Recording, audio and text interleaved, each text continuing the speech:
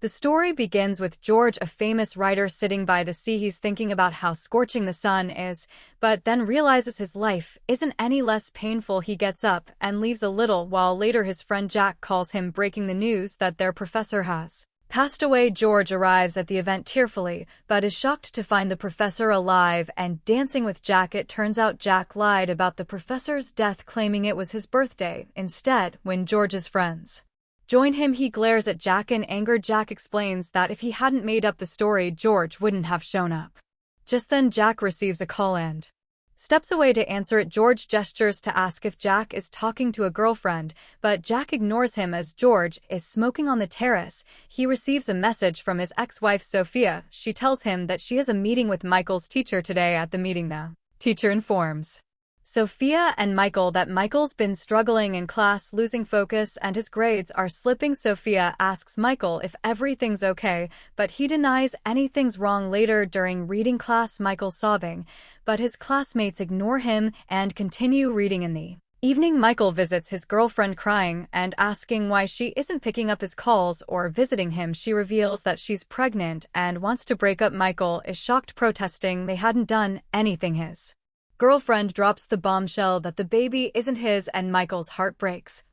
At night, George visits his friend Tom's house and starts spying through the window. He sees a young boy who, after bathing, heads to his room. Tom suddenly appears behind George, startling him, and asks what he's doing there. George explains he came for their professor's supposed death event, but it turned out to be a birthday celebration instead. Tom gets upset and heads inside. When they sit down to eat, Tom angrily tells George that he's killed him and reveals George's actions led to his book flopping, wasting years of hard work. Tom's furious because George wrote something under his review implying Tom was gay without his permission. George tries to make excuses, denying it, but Tom gets even angrier and storms off the table. After Tom leaves, Charlie tells George he knows why he's not writing. George objects, and Charlie continues, saying George is afraid of losing what he is. George smiles slightly and Charlie offers him a drink, but George declines. Later, when George heads back home, Charlie follows him and asks if he can drop him off at the station. George tells him to go alone, but after walking a bit, he's startled by eerie sounds from the woods and stops. Eventually, Charlie does drop George off at the station, and without shaking hands, Charlie turns around and heads back. Michael is sitting on the sidewalk trying to smoke a cigarette when a girl named Jenny approaches him from behind and asks for a cigarette. Michael is surprised to see Jenny's smoking skills and tries to smoke like her. Jenny notices his awkward technique and teases him, offering to teach him how to smoke properly. However, she quickly leaves when her husband arrives home. As Jenny's husband parks the car, he tells Michael to at least not smoke in school uniform. George is watching a geography channel with his ex-wife Sophia. George jokingly asks if Sophia has started dating a hunter. Sophia ignores the joke and asks George about his love life, specifically when his second wife is coming back. George replies that she'll return when she wants to. George then makes a deprecating comment about Sophia, who would want to date her now. Sophia takes it seriously and starts showing off her beautiful body and replies that it's hard to maintain this figure at this age. She accidentally reignites George's feelings. They're about to get intimate on the bed when their son Michael suddenly bursts in. Sophia kicks George off the bed, and he tries to hide from Michael's gaze. Michael slams the door in anger, leaving Sophia and George panicked. Sophia tells George to quickly go and talk to Michael. When George goes to Michael's room to explain, Michael covers his face with a blanket and angrily asks why George and Sophia were intimate when they're already divorced. George makes excuses, saying he lost control after drinking too much. George tries to downplay the situation, smiling and saying it's normal and that Michael had undoubtedly done that too with his girlfriend, but Michael's reaction is immediate and intense. He shouts that he hasn't done it yet, and George quickly retreats from the room. The next day, Sophia sits in a car fuming about what she did. Suddenly, George's friend Jack opens the car door, revealing they have a secret affair. Jack gives Sophia food and adjusts a napkin on her neck. Sophia looks at him lovingly, saying she didn't know he was so romantic. Jack laughs, saying that's what happens when you're in love. Jack then shares a trip plan with Sophia, and she's overjoyed. They're both excited and thrilled about the prospect. Meanwhile, George wakes up to his alarm, jumps out of bed and heads to the kitchen for breakfast.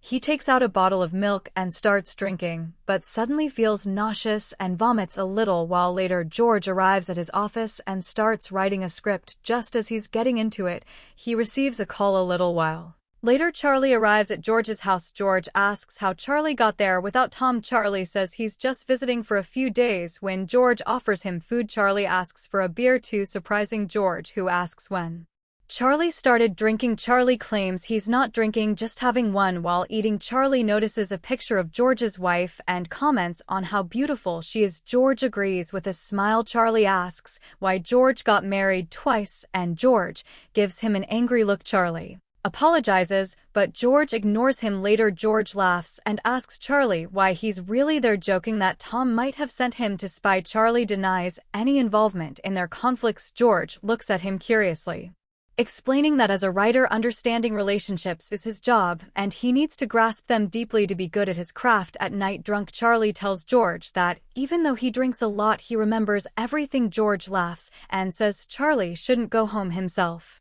but Charlie insists he can handle it alone.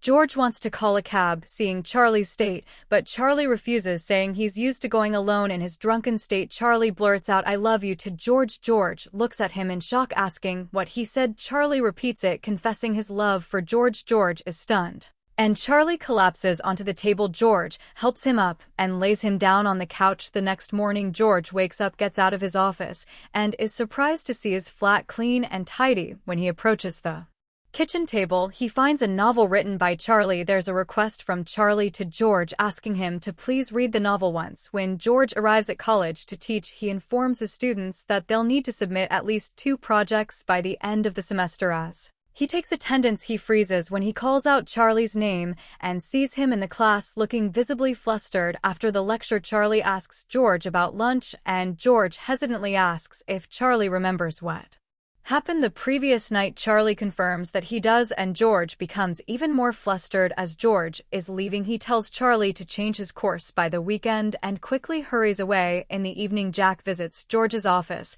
and is taken aback by the piles of papers everywhere. He notices a novel written by Charlie at his feet and picks it up to read. Jack asks George what it is, but George snatches it away, dismissing it as nonsense. During dinner, George tells Jack that he wants to eat a tuna fish. Jack suggests George should finish his book this year, and he'll take him fishing. Jack also mentions that the dean has invited Nikki to teach next semester. George laughs, asking who told him, and Jack reveals it was Nikki herself. He adds that Nikki has been nominated for a prize, and George downplays it, saying it's just a nomination. Jack becomes serious, pointing out that if Nikki wins, she'll become a millionaire. He advises George to focus on his writing career as younger writers are catching up. George gives Jack an angry look. Jack gets up, mentioning he's leaving for a business trip. George requests to join Jack, but Jack declines, saying George would be a third wheel. George jokes that he likes to waste time, but Jack ignores him and leaves. The next morning, while George is sleeping, he receives a call from Sophia. She's worried and asks George to talk to Michael, who's refusing to go to college. George initially jokes that Michael is saving him college fees. However, Sophia reminds George about their contract, which clearly states that George is responsible for all expenses until Michael graduates. Upon hearing this, George suddenly wakes up and jumps out of the sofa. Panicked, George visits Sophia's house and gets the key to Michael's room. However, Michael doesn't let him in.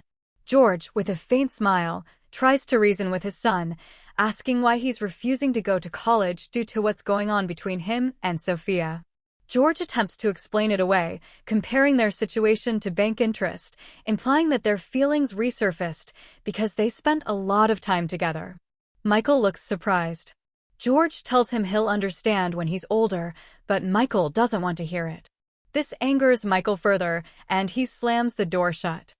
As George sits on the couch, trying to think of a solution, Sophia tells him she's going to Kashmir for a business trip. George looks at her in surprise and asks to join her, but Sophia says he'd just be in the way. George ignores her comment and hesitantly mentions he's hungry. Sophia suddenly yells, startling George. He gets nervous and closes the window to avoid disturbing the neighbors. Then, he quickly leaves the scene. As George is heading to college, he receives a message about his remaining balance, which is very low. Despite this, he goes to the canteen to eat. While he's eating, Charlie comes and sits across from him. George asks Charlie if he's changed his course. Charlie asks George if expressing love is a crime. George responds angrily, saying yes, it is a crime to impose one's feelings on someone without knowing theirs. George tells Charlie to go sit somewhere else, but Charlie gets up and sits next to George instead. Despite George's annoyance, Charlie says he didn't come to express his feelings. However, George becomes flustered and gets up to leave. Charlie follows him, asking if George has read his novel. George asks Charlie if he's written any novel before. Charlie says no.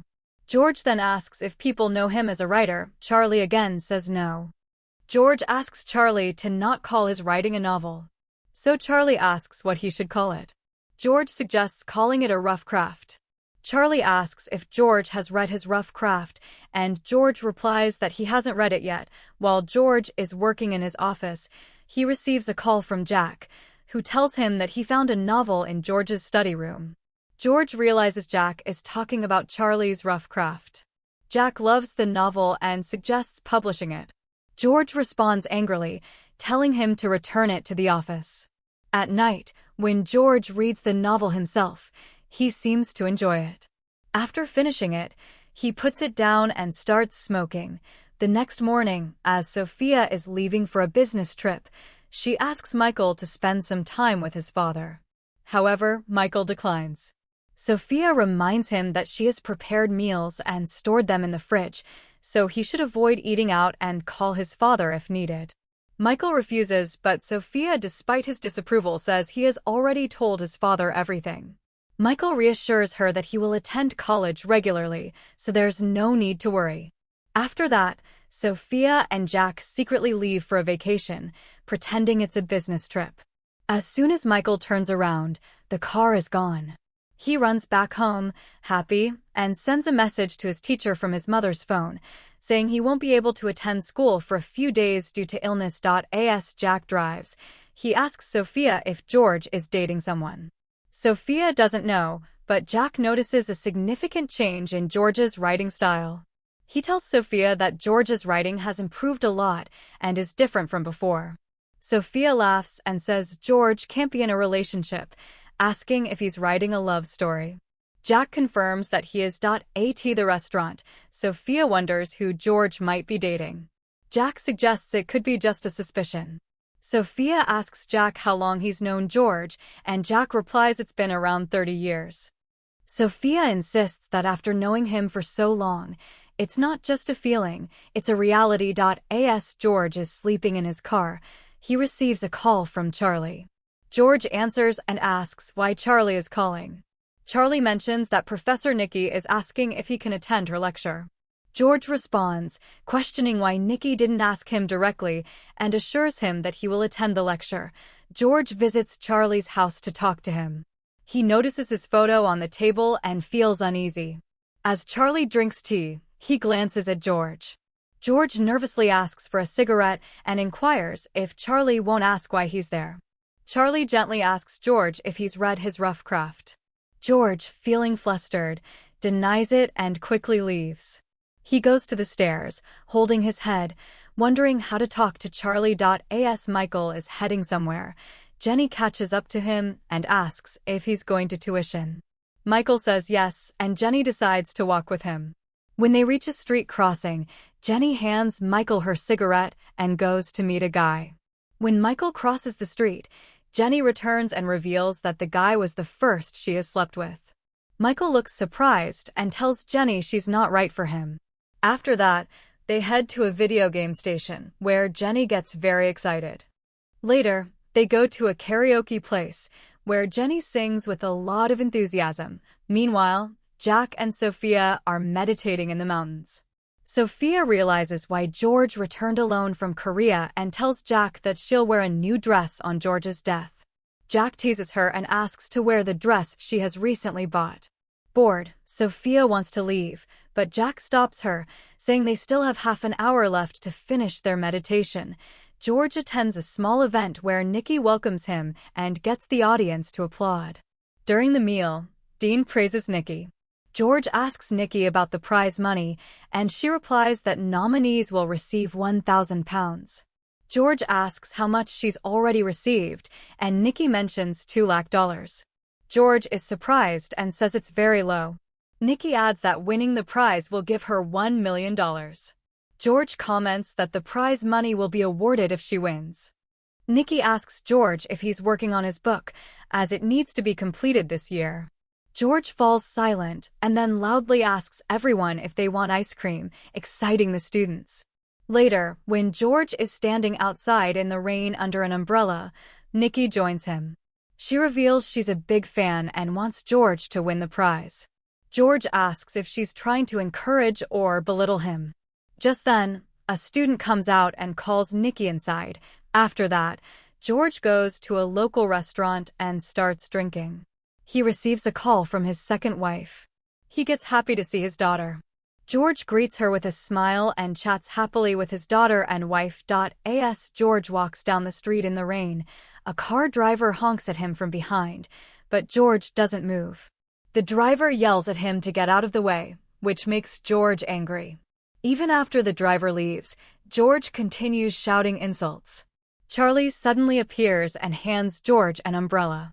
After that, George visits Charlie's home and tries to explain to him that he's been sleeping around with women since he was 18. He tells him that what Charlie wants isn't possible. Charlie understands and says that he was born with these feelings and it's not George's fault. George then advises Charlie to focus on his work and that they should continue writing together. Subscribe for more outclass content.